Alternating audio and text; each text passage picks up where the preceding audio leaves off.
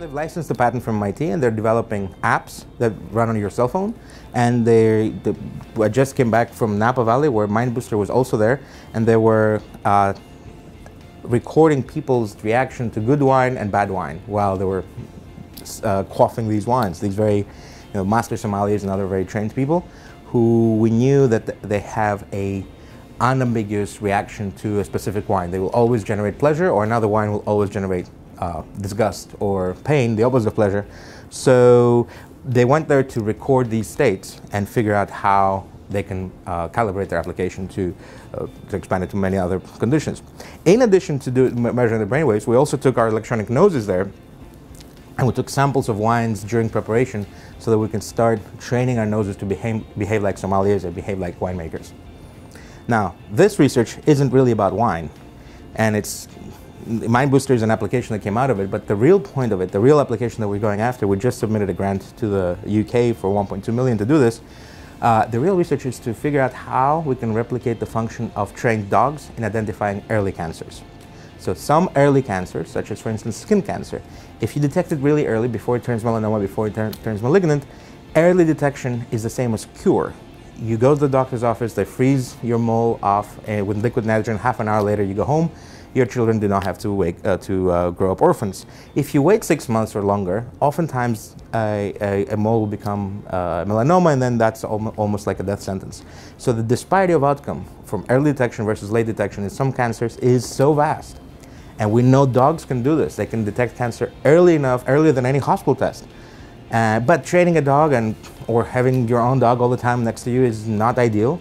So we want to make these noses that will replicate the dog's function, fit inside your cell phone, and then just simply alert you at the first instance of a very early cancerous lesion and tell you, hey, go to the dermatologist, get checked out. That's where the mission is.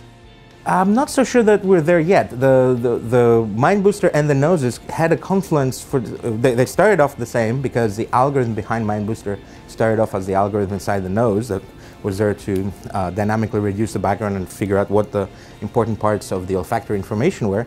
Then the two diverged. One became a pain application. We finished the research at MIT, became a company.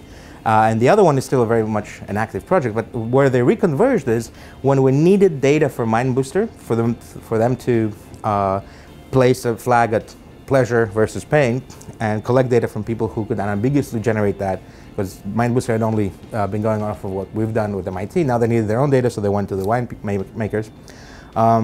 But where it connects is that at the same time as the winemakers were experiencing pleasure, we also get to sniff that. And then we get to record it, and then we get to train the nose and saying, this is what a good wine smells like, this is what a bad wine smells like.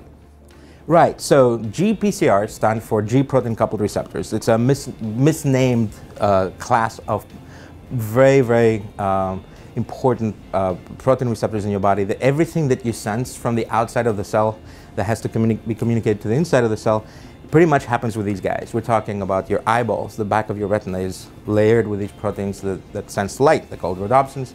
We're talking about the olfactory receptors that are up here that sense smell. We're talking about heat regulation and heat sensing, pain sensing, sound sensing.